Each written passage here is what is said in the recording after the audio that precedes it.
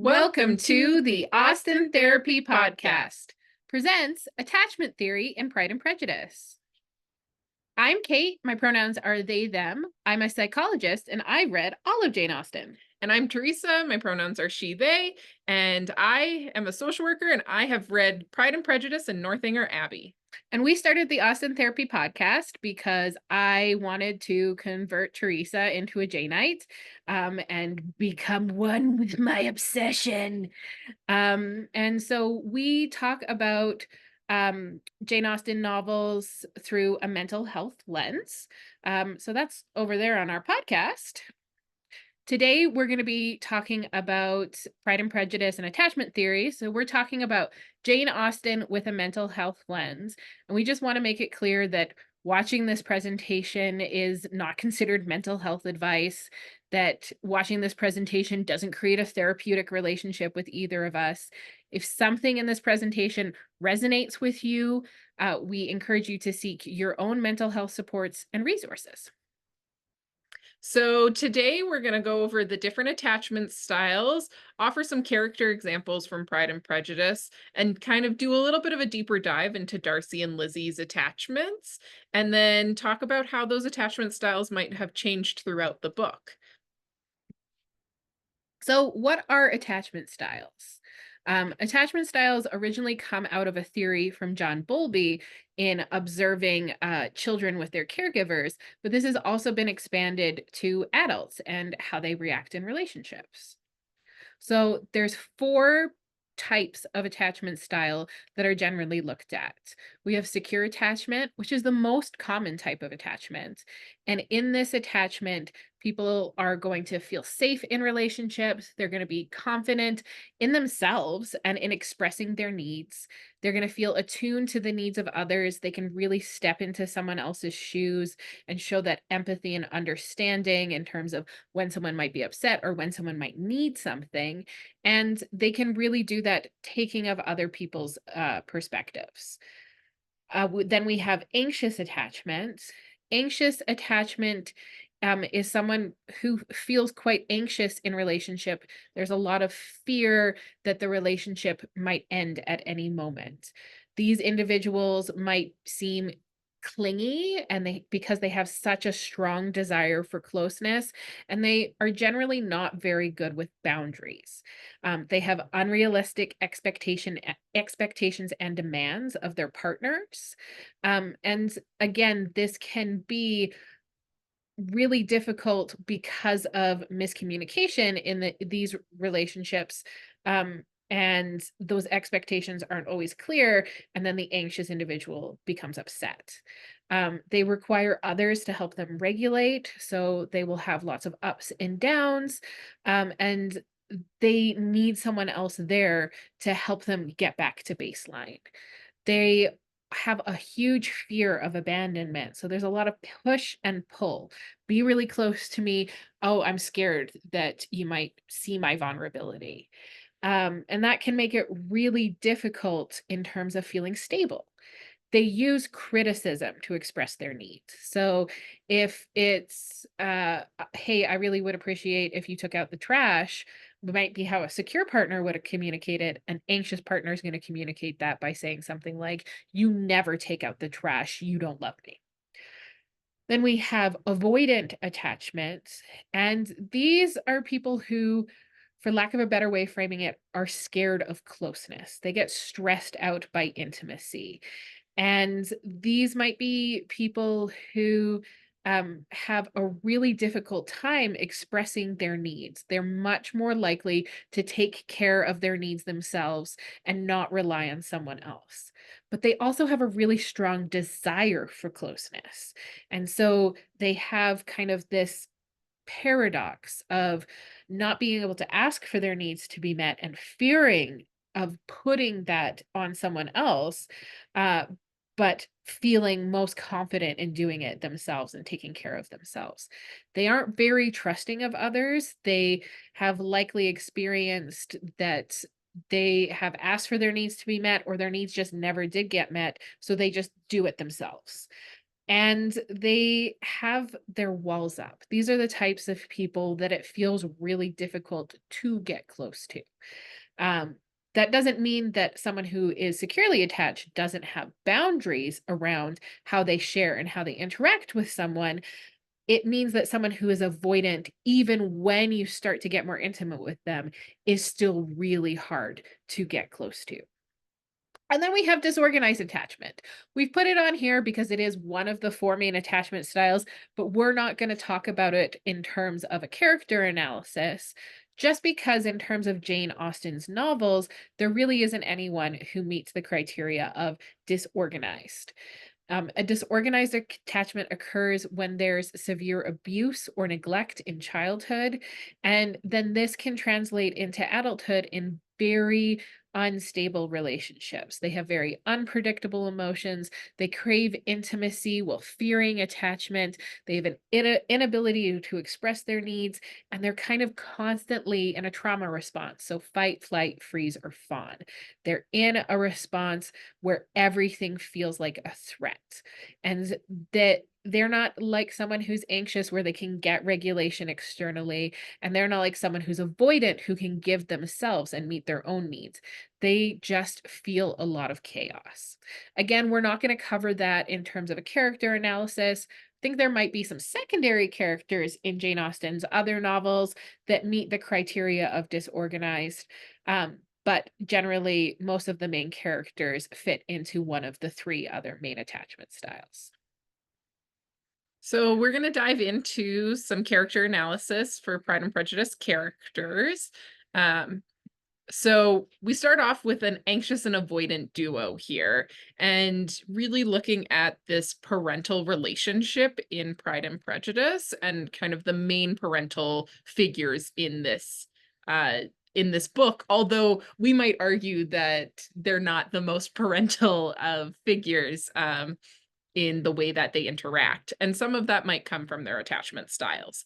So on the avoidant side, we have Mr. Bennet, who has created barriers in somewhat of a physical way of really putting those walls up. So he has this preference for being with his books above all else. He would much rather be in his study, reading and kind of on his own, rather than being in close connection with his family, with his wife, with his community. That is kind of his safe place, is to be on his own, reading on his own. He also demonstrates a lot of stress by both his wife and his daughter's needs and their desire for closeness. He talks a lot about how his daughters are all silly and how he doesn't really understand them and he doesn't understand how to be a part of their lives or how to interact with them. And he would much rather leave, especially his younger daughters, to their mother to take care of. He does seem to have a little bit of a closer relationship with Jane and Lizzie, particularly Lizzie. We get to see that. So he does show some elements of maybe some secure attachment in there in his relationship with Lizzie, but predominantly we see the avoidant type of attachment for him. He also, I think, as a means to kind of put a wall up and push away his wife, really likes playing into Mrs. Bennet's anxious style. And I think a good example of this is when Bingley and Darcy move into Netherfield and he goes out and is self-sufficient and introduces himself to them. And then he kind of leads Mrs. Bennet on to saying, like, oh, I'll go whenever, it's not going to happen. And she's highly distressed by this. And his way of kind of keeping her at arm's length and having that wall up is to pretend that he has not gone to do the thing that she is hoping he will do.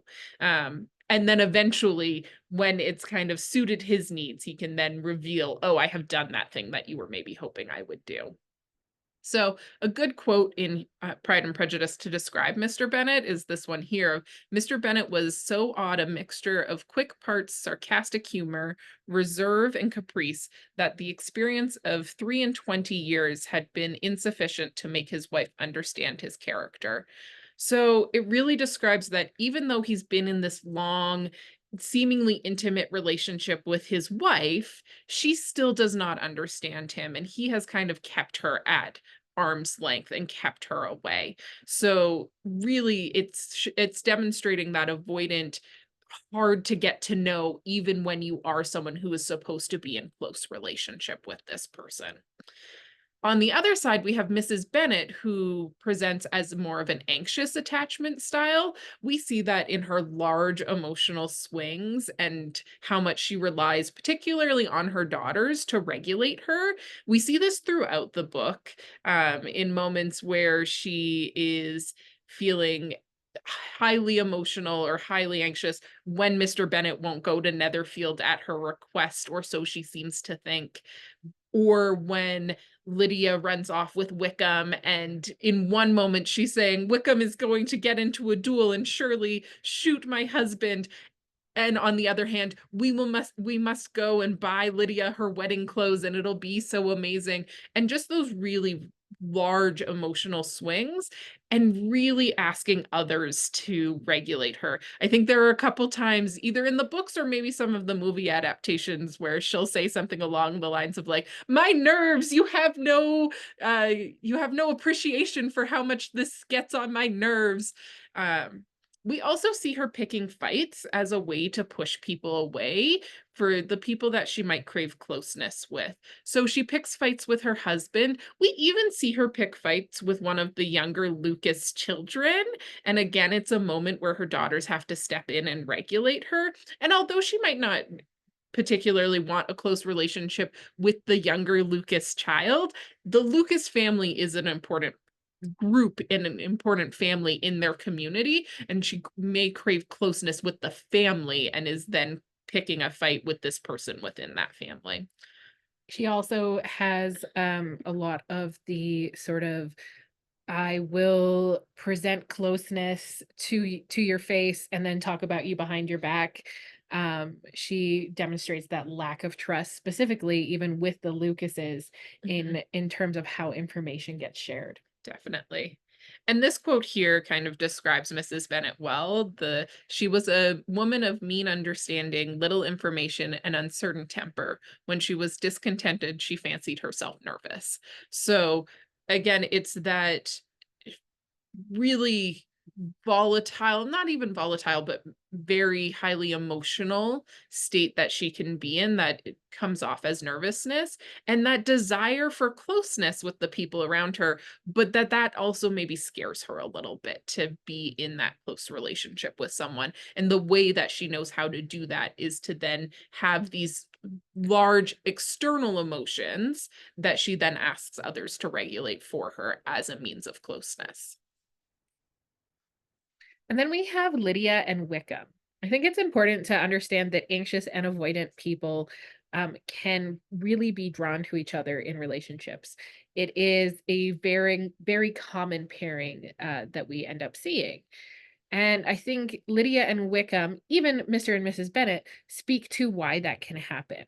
Lydia is desperate for a relationship, and she has this unrealistic expectation that the relationship is going to complete her. Yes, we can say that this is part of the time period and also part of what she learned from her mother, but she has this very easy sort of like check mark idea of that's what partnership will be, then I will be fully formed and superior to my sisters, and thinking in these very unrealistic ways about what a long-term commitment looks like. She's also 15, 16, so it makes a lot of sense. And then she also seeks a lot of external validation. She wants attention, and that attention feeds into maybe some lack of self awareness, some lack of self esteem, and that is what makes her feel good about herself. So we have this quote here, and it's Lizzie thinking about her sister. She had never perceived, while the regiment was in Hertfordshire, that Lydia had any partiality for him, Wickham. But she was convinced that Lydia had wanted only encouragement to attach herself to anybody. Sometimes one officer, sometimes another, had been her favorite, as as their attentions raised them in her opinion. So her attention and attachment depends on who's giving her attention. It's not real, it's not based in any sort of deep connection. It is very much who can regulate me and give me what I need in this moment. And then we have Wickham, who we will all agree is the worst. but he maybe has some traits of an avoidant attachment style. He doesn't want a close relationship, and so he seeks very superficial relationships that never really get very deep. We see this in terms of how he even engages with Lizzie. He engages with Lizzie only as much as it actually serves him and gets his needs met, but it doesn't go deep into who he is as a person or have much truth behind it. And we can see a lot of his own defense mechanisms coming out in kind of his bravado, his ego, and his lies. And we get the understanding that he is stressed by anything that might look like real commitment. He doesn't want to have a job that will require real commitment. He's off sleeping with everybody's wives because he doesn't want a real relationship. He's only seeking relationship to feed and meet external needs. And he quickly burns bridges in relationships. He doesn't have a lot of security or stability in any of the attachments he creates. Even Darcy, who is this person that he has known for his entire life, only knows him as this bad person. Um, and it makes a lot of sense that Lydia and Wickham would kind of meet up in this way. And it does kind of typify a relationship where an anxious partner would put a lot of pressure on an avoidant partner to form a permanent attachment that they might not want. And well, we will say that Wickham wanted something from Lydia. Darcy does kind of talk to Lydia of like, I will help you. You don't have to stay in this relationship. But Lydia very much puts the pressure on and says, I want this. And that's sort of a very typical dynamic that we can see with anxious and avoidant partners when they pair up. So we have the quote here: Mr. Wickham is blessed with such happy manners as may ensure his making friends. Whether he may be equally capable of retaining them is less certain. I think that just speaks to the fact that having deep connections isn't something that Wickham is very good at. Yeah, he definitely maintains those surface connections, although not for very long, but he is good at making those quick surface connections with people and coming off as charming and coming off as connected. But anything deeper than that, he really pulls away. And I guess I also want to say that we're not trying to demonize someone who has an avoidant attachment. We've got the Mr. Bennets who are maybe just also operating in very surface ways. But this is just another type of anxious avoidant pairing that we sometimes see. So then we have our favorite anxious duo. We have Jane and Mr. Bingley. And I think we have kind of thought about and talked a lot about in our podcast that their anxious attachment styles is part of what leads to their breaking up and things not moving forward. And so it's an interesting relationship to look at on how two anxious people or two anxiously attached people might have some difficulties in relationship and still eventually find their way back and maybe move into a secure attachment later. So for Jane, we see her presenting anxiously, not quite like her sister or her mother, where it's these really big, volatile emotions, having people really have to regulate them. Jane does a lot of her own internal regulation, but there's really this uncertainty of whether or not she really is liked by Mr. Bingley or worthy of his attraction. And so that self uh assurance and self-esteem to really believe that what is happening with Mr. Bingley might be bigger than just a fleeting romance is hard for her to take on. And she really kind of keeps those true emotions at bay. We learn from Lizzie and Charlotte that they know, because they're people who are in close relationship with her and maybe securely attached with her, that that Jane is really interested in Mr. Bingley and has formed a strong attachment with him. But Jane is so very demure in her expression of those emotions that it's hard for Mr. Bingley to maybe recognize that, or hard for outside people who don't know Jane well to recognize that she is very interested and wants to move forward in relationship with him. And I think sometimes that fear of sharing those emotions is part of her fear of being perceived as being too forward, particularly having been raised in a household with a mother who is very forward and very outwardly expressive in things. Jane also has a hard time saying no to others. So I always think about Jane and Caroline and how Caroline is not nice to Jane in much of the book, and after Jane has had the interaction in London with Caroline, where Caroline is really mean to her, Jane kinda comes away from it being like, "Well, maybe we just won't be the deepest of friends and the best of friends." But she's always trying to see the best in people, and, really, I think there's a bit of a fear and a worry that people might leave her and that she might be abandoned in those relationships. So keeping people at bay a little bit to prevent that loss of relationship for her. And we see this kind of described in how Jane thinks in this quote here of, now said she, that this first meeting is over. I feel perfectly easy. I know my own strength and I shall never be embarrassed again by his coming. I am glad he dines here on Tuesday. It will then be publicly seen that on both sides we meet only as common and indifferent acquaintances. So this is Jane talking about Bingley, and there's a moment after this where Lizzie has to really be like, "No, Jane, you like him and he likes you. The two of you really need to talk about this and move forward with this." But kind of that easygoing nature of Jane and really not putting her hope into things is demonstrated in her analysis of their last meeting. On the other side for anxious, we also see Mr. Bingley. We do learn from Darcy that Mr. Bingley has fallen in love many times. And I don't think Mr. Darcy indicates that these are deep love and passionately in love moments for Mr. Bingley, but we do learn that Bingley is someone who forms deep attachments very quickly, but they maybe don't last very long. And I think differently than Wickham, whose motivation for that might be to keep people at bay. I think Mr. Bingley is open to attachment and open to being connected with people, but maybe moves out of them when it starts feeling like a little bit too much pressure. I think it also speaks to the fact that Bingley probably has some unrealistic expectations, and kind of almost like in a Lydia way, very prone to falling in love with a pretty girl who pays Mm, attention to him. mhm, mhm, definitely.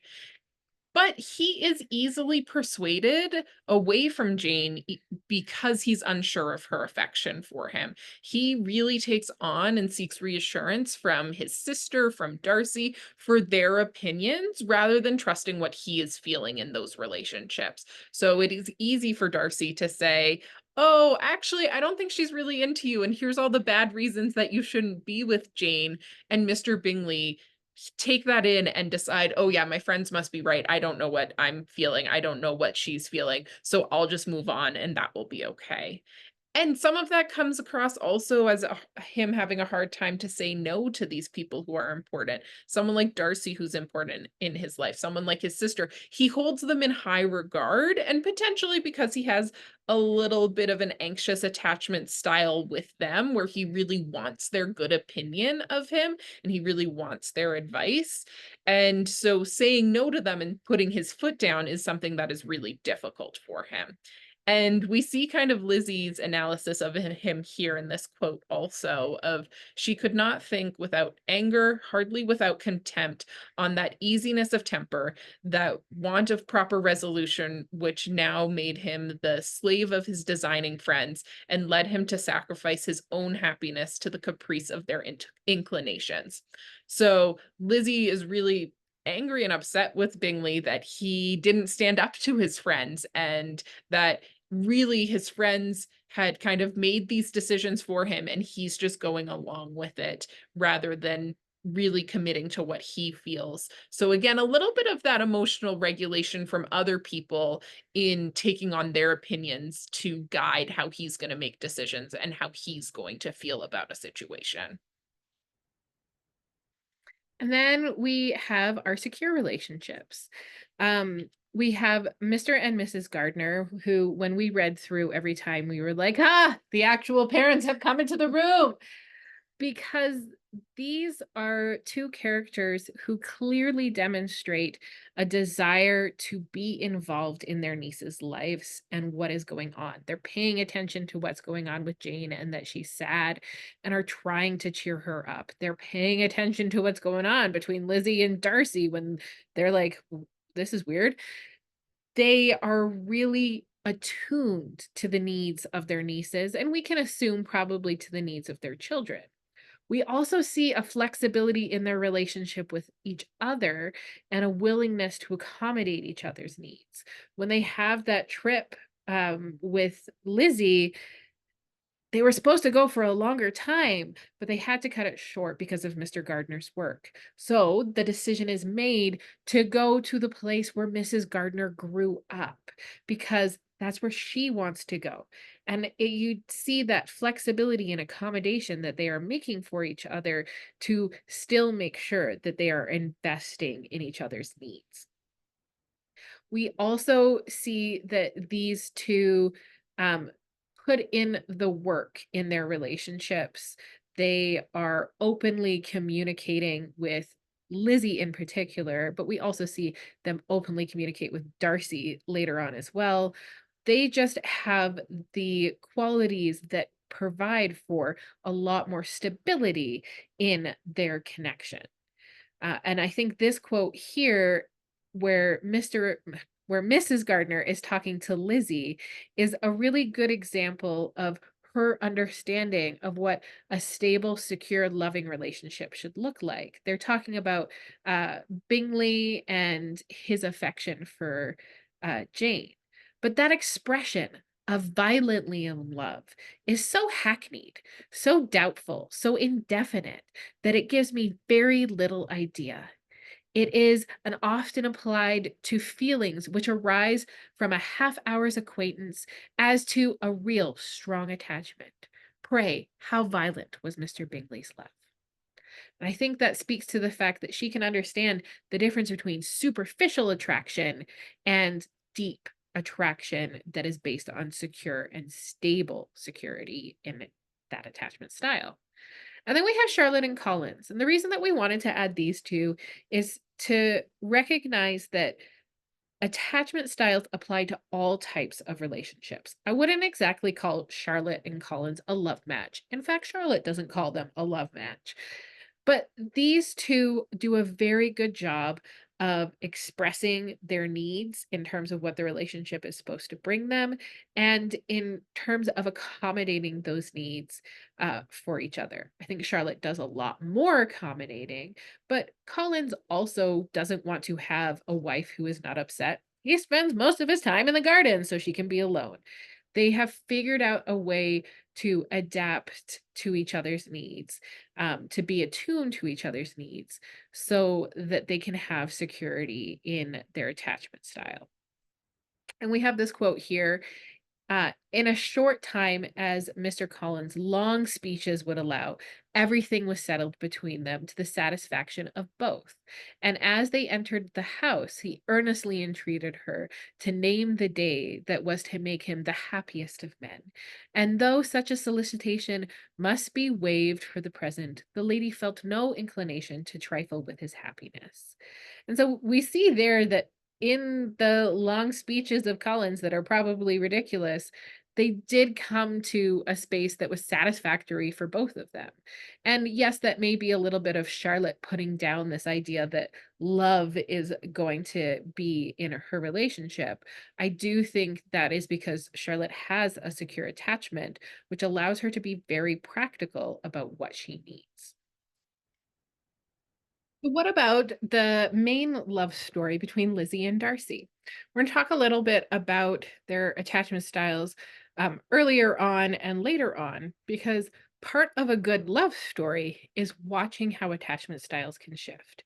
So it's important to note that while we are talking about attachment styles as though they are fixed things, attachment styles shift over time based on who you're engaging with and what attachment style is being brought out by that other person. So you can go from anxious avoidant to someone to a relationship that is more secure if you put in that effort and work to um, understand each other. So we're going to talk about Darcy pre-proposal to start.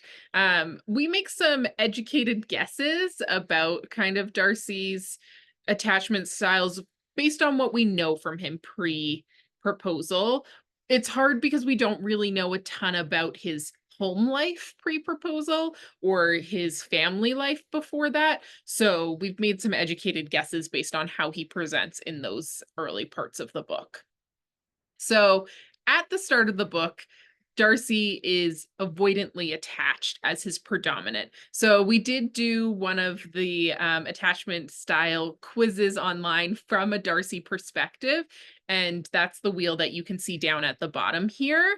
And as we look at it, you can see that avoidant is the largest singular part of the pie, but he still has elements of the others in there, a little bit of ambivalent or anxious, a large section of secure, and also some disorganized. So that's just to say that everyone's attachment style has a little bit of everything, right? So even though his predominant attachment style might be avoidant, it doesn't mean he doesn't have capacity or elements of the other things. So for Darcy, we see his avoidant attachment style come out in that perception of his pridefulness. And that may be a really strong defense mechanism for him to really keep people at arm's length and to really be able to keep a wall up, particularly in new situations with people he doesn't know well. And so although Darcy is perceived as very prideful at the start of the book, we do get to see him grow and get to know him later. But before the proposal, everything we know about Darcy is either through the lens of Wickham or how he presents in these social situations with a lot of people that he does not know and that he's not close with, and that he can come off quite prideful in those moments. We know that Darcy ends up being pretty alarmed and distressed by the feelings he's having towards Lizzie. So we learn that Darcy is ardently in love with her and he can't figure out how to manage those feelings. And he's tried to deny himself his feelings towards Lizzie, and that has been distressing for him. And that's a characteristic of an avoidant attachment style, in that those maybe deeper feelings and those thoughts of really deep connection can be really scary for them, for someone who's avoidantly attached.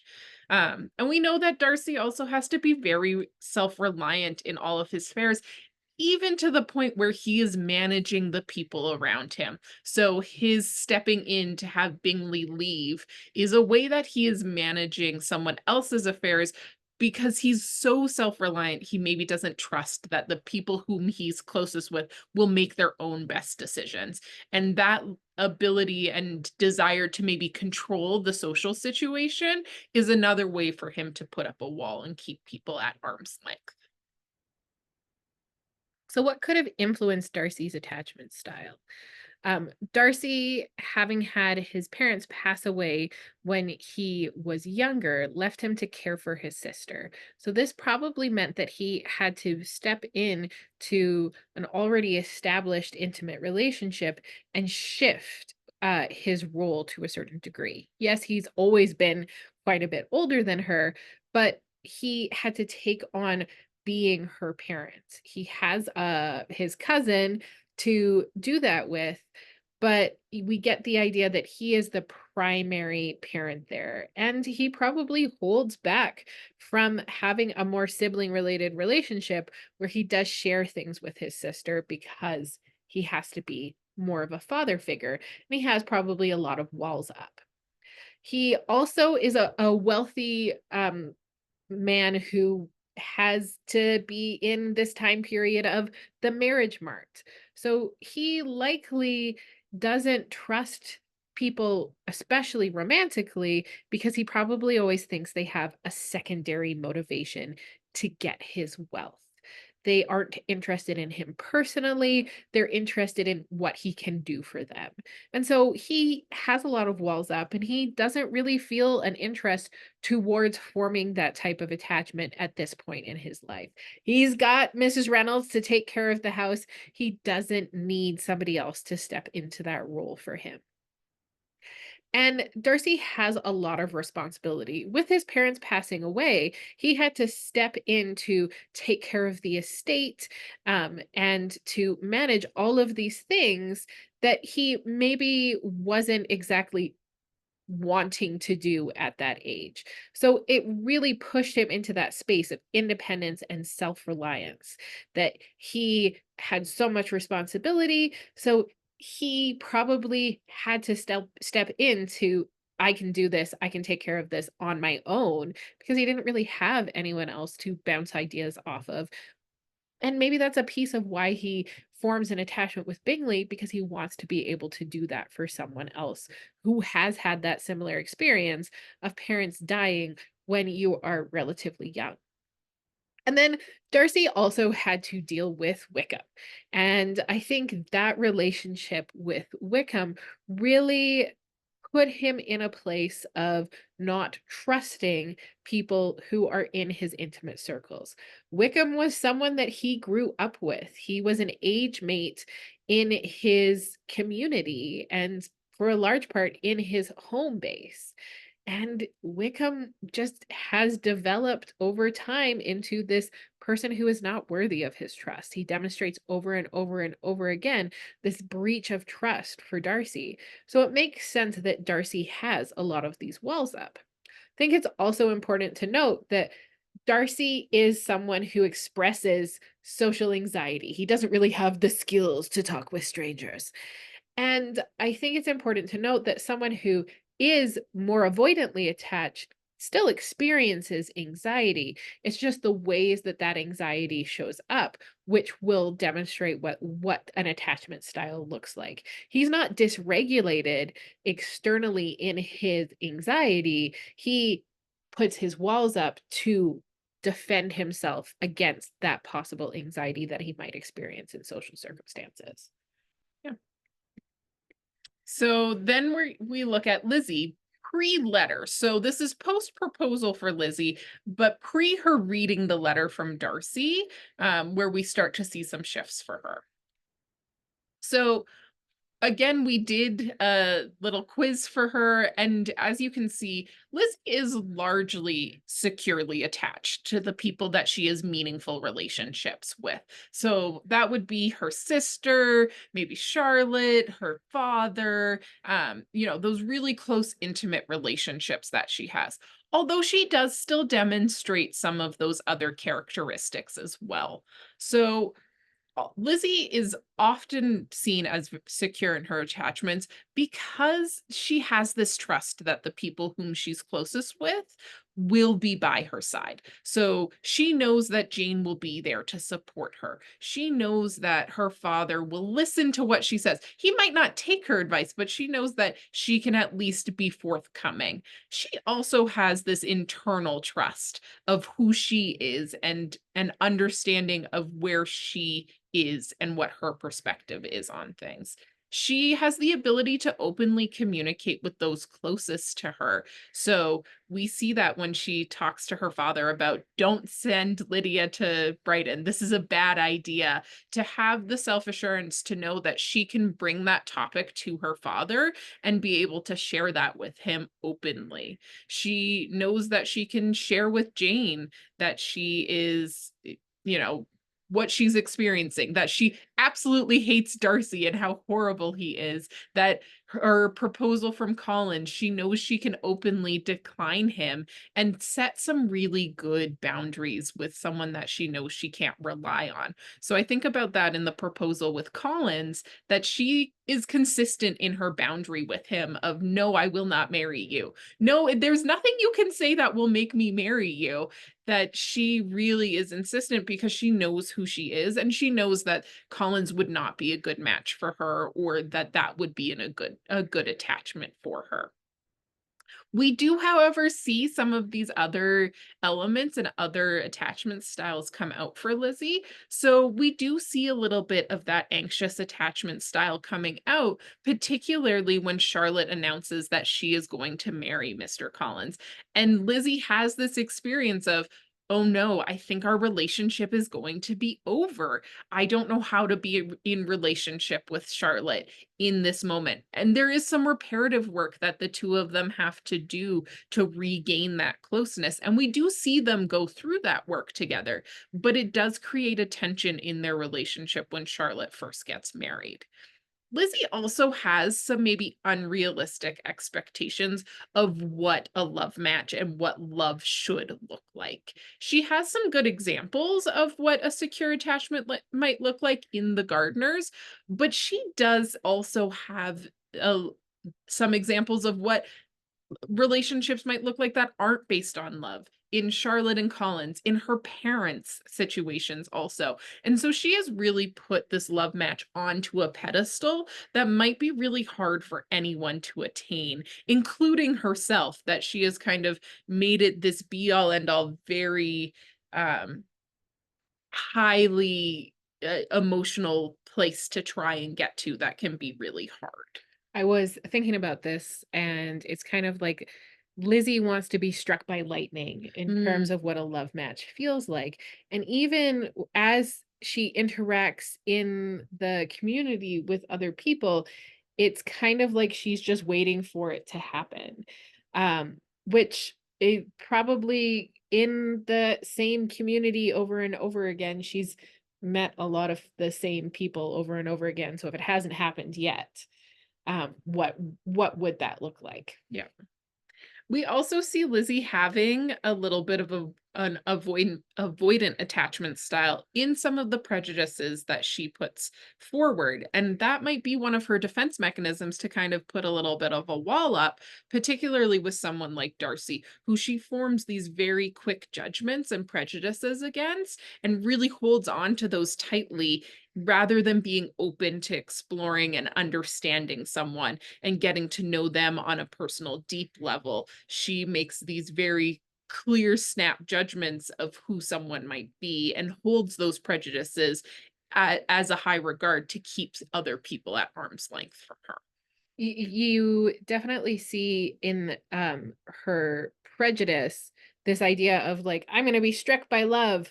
But then when someone new enters the circle, she kind of almost has an automatic, nope, not that person, Yeah. which really is a wall that she is putting up so that closeness doesn't happen. Because even when we've read through and Darcy has had conversation, we'll read and be like, what did he say that was so bad? But she just has this automatic belief that he's saying the worst thing in the world. Mhm.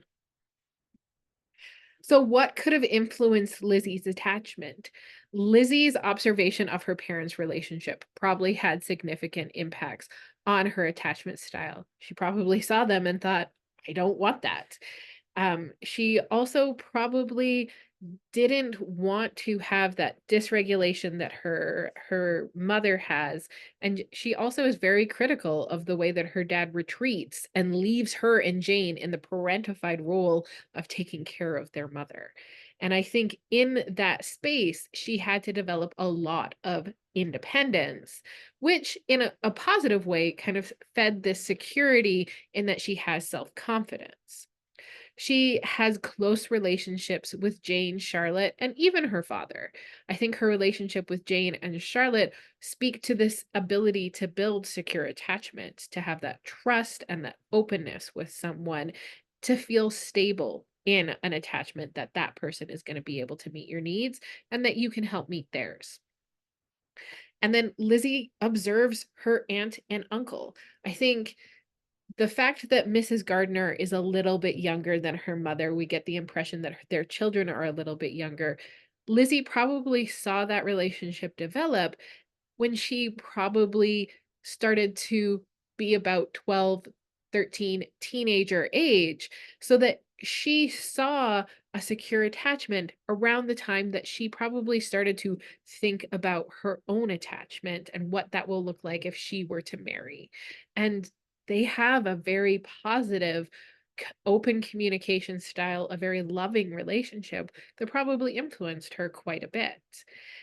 And then there's a certain security in the community that she lives in. She lives in a very closed country setting. And she does talk about this a little bit with Darcy and a little bit of back and forth, that gives her the security of knowing who everybody is. And yes, she takes it as a study of character, so she gets to know people more deeply.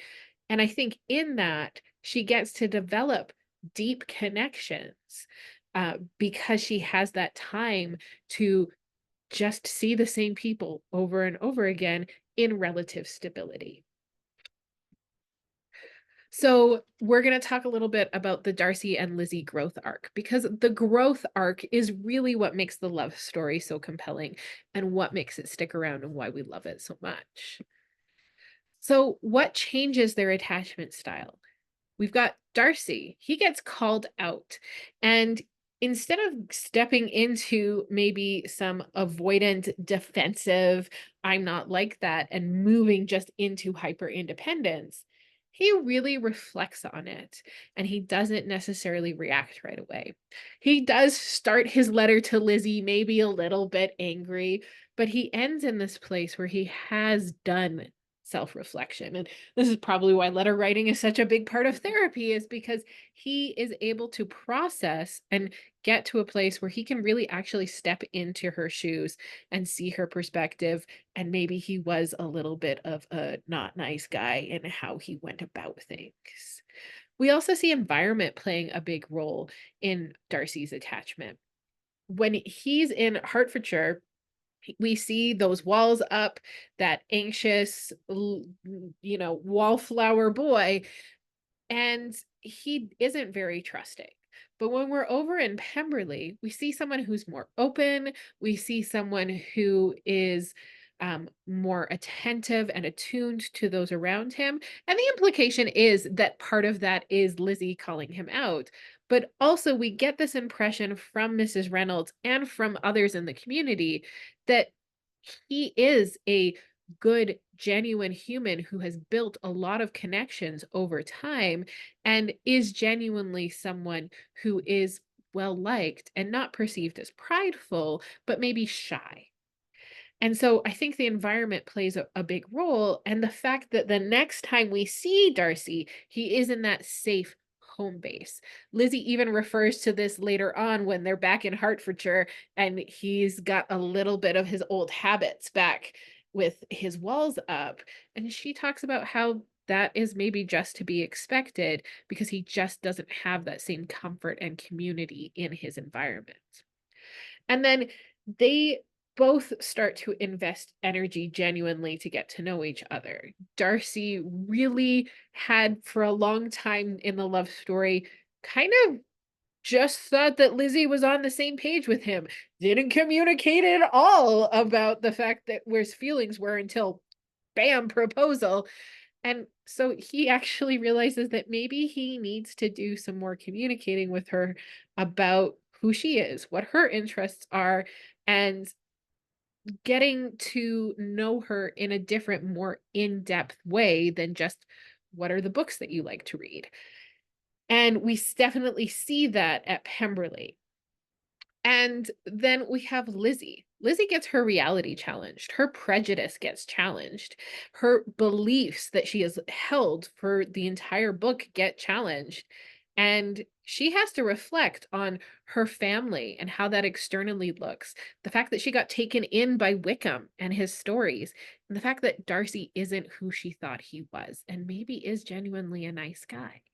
And so Lizzie has to and is forced to take a step back. Darcy leaves, so she doesn't get to have a fight with him. So she spends a lot of time in reflection and really recognizes maybe her own flaws in the space where she has to do her own work. And I think that starts to create a security here in that she maybe trusts the thing that Darcy has called her out for.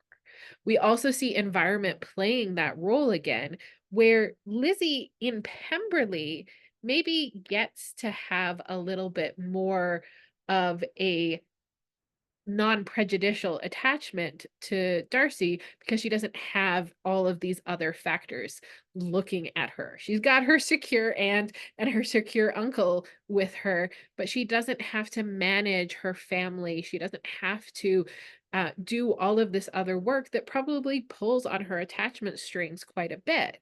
She just gets to be with Darcy. And that is something that definitely helps shift into a place where she can get to know him.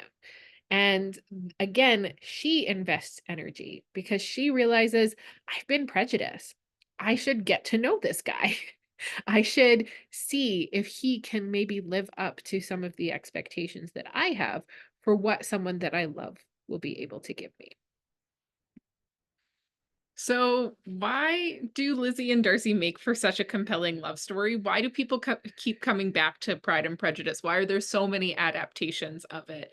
And part of that is everyone, well, most people love a good love story that's about growth, that's about change, that you can see those attachment styles change, even if that's not the language you have to describe what is happening in a book.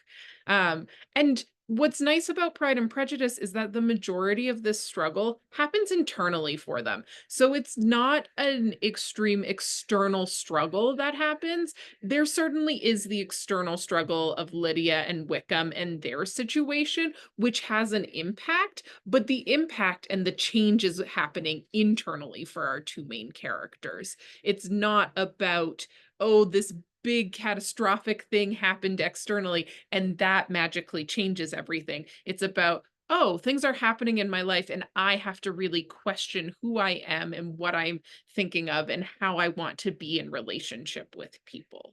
I feel like if Lydia and Wickham hadn't run off together and they'd been able to just like stay at Pemberley a little bit longer, they would have had a very sort of sweet, slower growth of that secure attachment and togetherness. Mhm. So I think the external storyline is important because I think it speaks to the larger things that Pride and Prejudice is trying to talk about. But in terms of the love story, we didn't need Darcy to swoop in and save the family for that growth to actually be something that we appreciated. We saw it already. We were excited already. And the external story just kind of slows that down a little bit. Definitely. And it's a realistic growth arc that we see and a realistic change in someone's attachment style.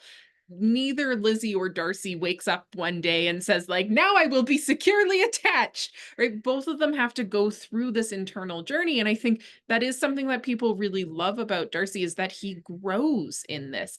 And Lizzie does too. And I think that's what makes them such a compelling love story is that they move from these places of maybe less secure, particularly in their attachment with each other, towards a secure attachment by putting in the effort and the work to become the best versions of themselves in that relationship.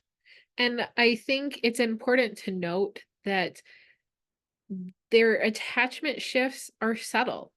It's not that there always has to be this huge amount of work and investment in order to shift and become attuned to someone else.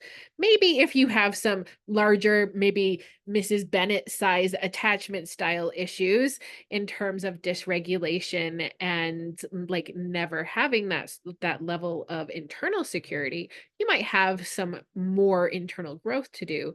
But by and large, when we become attuned to someone in a secure way, that just helps our secure attachment grow because we feel comfortable to be ourselves and to get challenged on who we are. And I think that makes for the best types of love stories where people have developed such close bonds that it's not just, oh, I only see the good in you, but it's that they can challenge the things in their partner that they don't like, and that those can be things that they know that person will work on and grow on.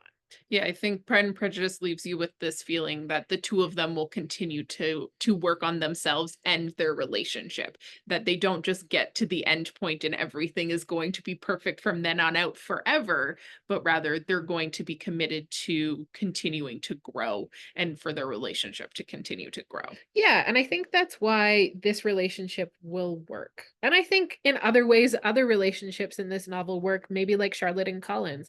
It is the investment that they are both willing to put in. And I think this relationship will continue to take effort, but it's not going to be a relationship that is hard work for them to stay in. Maybe like the Bennets, this is going to be a relationship where they truly adapt and continue to grow closer and closer together with time. And that's why we love it so much. We really love it. So, if you're looking for some resources on attachment style and what we talked about today, we recommend the book Levine and Heller's Attachment, the New Science of Adult Attachment and How It Can Help You Find and Keep Love. That certainly helped us in our research and, kind of what we've talked about today. If you want to do those quizzes that we did for Lizzie and Darcy, you can find that on the Trauma Solutions website by Heller. And so that also has some resources on attachment styles there. And of course, Pride and Prejudice by Jane Austen is definitely an excellent resource to think about and to look at the things that we talked about today. I will say that the trauma solutions quiz on attachment styles or an attachment styles quiz is a really great tool if you're a writer to figure out how your characters are going to be in relationship to each other. Yeah, it does make you wonder, like, if this was around when Jane Austen was writing these things, it seems like she had maybe an innate attunement to writing these things, but I wonder if that would have been a tool she would have accessed. I feel like I am always curious what Jane Austen would think about, Yep. I mean, our podcast and just all psych topics in general because of how much her writing makes me think that she gets it. Mhm. Yeah, we Definitely. love Jane. We do. So if you're looking to find us, certainly you can find our podcast really wherever you listen to podcasts. It's the Austen Therapy Podcast, where we read books and sometimes review movies and TV shows of different adaptations. Our next series is going to be on Persuasion. I have yet to read it. Kate is very well versed in persuasion, so I'm excited to get to that. You can also follow us on Instagram at Austen Therapy Podcast. Recently, we've been doing reaction videos to the Lizzie Bennet diaries, so we do those kind of back and forth to each other. So that's another spot you can find us. And you can follow my meme account at Austen Therapy, something I created during the pandemic to just have some fun. I'm not as active as I was back then, posting every single day, but I still share the occasional funny meme and link our podcast stuff as well. Thank you everyone for coming and listening to us and being a part of this discussion. We hope you really enjoyed it, and we really hope you enjoy the rest of Jane Con. Yeah, go enjoy some of the other great presentations that are going on today. And we'll see you around. Right. Bye. Bye.